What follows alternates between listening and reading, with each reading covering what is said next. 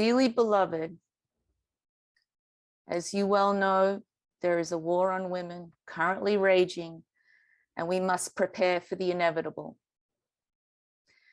We are in a merciless battle, and I promise the uniforms are coming, but in the meantime, the dress code remains ninja casual. Gentlemen, you are responsible for this current circumstance. We ask that you at least help clean us up. We need your help. You will demolish the system from within, and we will redecorate to benefit the country as a whole. I shall now put on an apron because I'm doing women's work. Our menstrual cycles play a large role in our lives and yours. For some sisters, their periods dictate the bulk of their lives. I'm sure you've been privy to these times with the women in your life. We lament these women and their loved ones.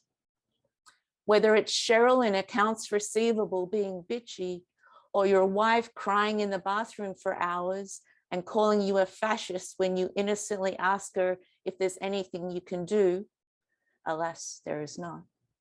The struggle is real.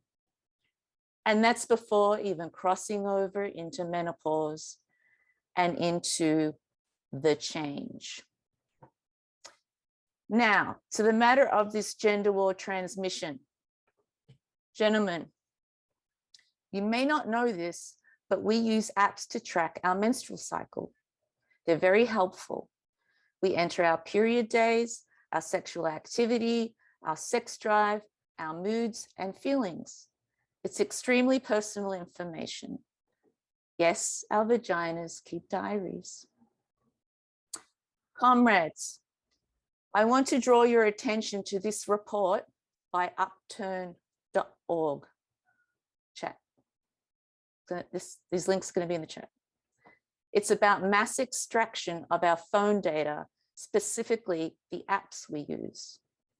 Soon the US government will start to arrest women and their allies for crossing state lines to access abortion.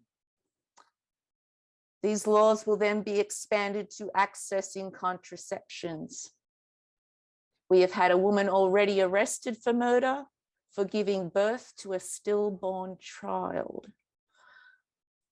Just let that cruelty sink in. Police are currently able to search a woman's phone with keywords like abortion and contraception, then ascertain if she is engaging in any thoughts or action regarding information about her own body that don't serve the state. Never hand over your phone. Never hand over your phone to a police officer or a state official. This is Handmaid's Tale level shit. Overt misogynists and homophobes are running this country now, but you are not helpless, gentlemen. You must look inward and make change at home and within your own circle of influence. Your words and actions are impactful and important, especially in the workplace and when you are in front of children in public.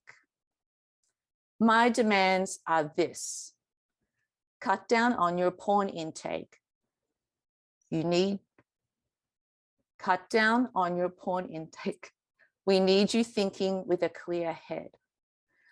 I know you know that shit isn't real, but your dick doesn't. Take that spare time to listen to the women and girls in your life. We only share around 75% max of our lives with you.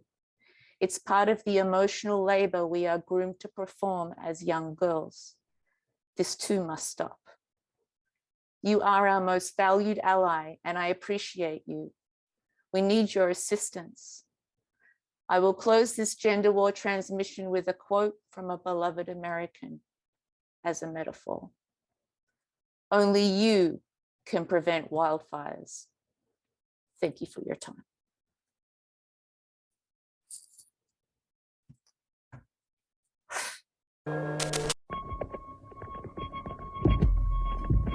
I never thought I'd be arrested for experiencing a tragedy. I lost my daughter, and then I was prosecuted for it, incarcerated, shunned, shamed, sequestered. It shouldn't have been.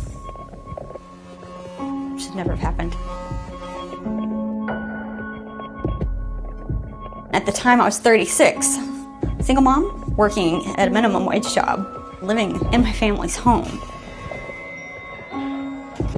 To get knocked up, barely being able to take care of myself, not being able to take care of myself and my son, adding another child to that just was not feasible. We were on the couch one night and I said, "Hey, Mom, what would happen if I tripped and fell on a boy and got pregnant?" And she looked at me and she was real serious and she said, "Well, I think you would need to make arrangements to find another place to live." I was so ashamed. At that point is when I really knew that I was gonna have to actually make a decision about her future. And that's when I decided to give my baby to some friends. I was 7 months along. Every day, whenever she was awake, she would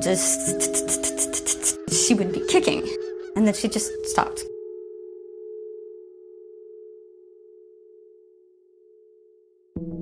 I started to feel labor pains. The night I went to bed, I got up in the middle of the night and went to use the bathroom, and everything started to come out. I mean, everything started to come out. She was beautiful, really beautiful, but eyes closed, mouth closed, just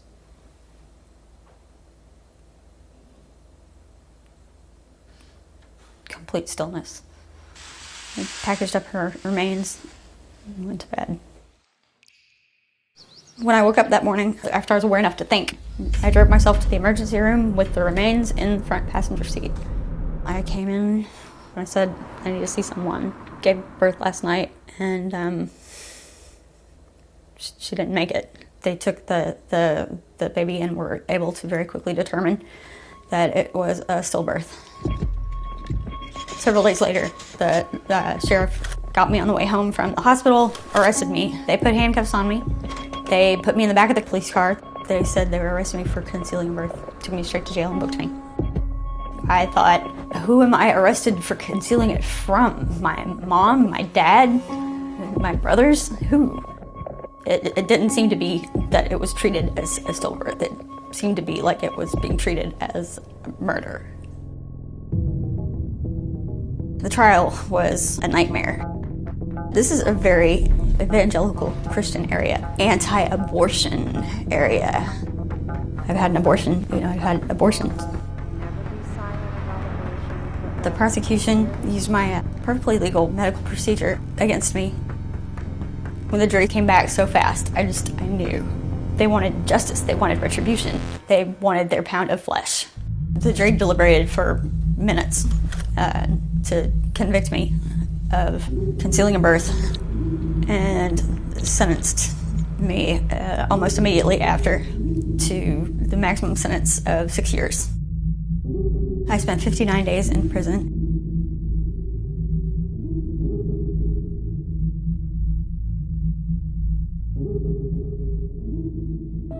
My past medical history had nothing to do with the charges brought against me.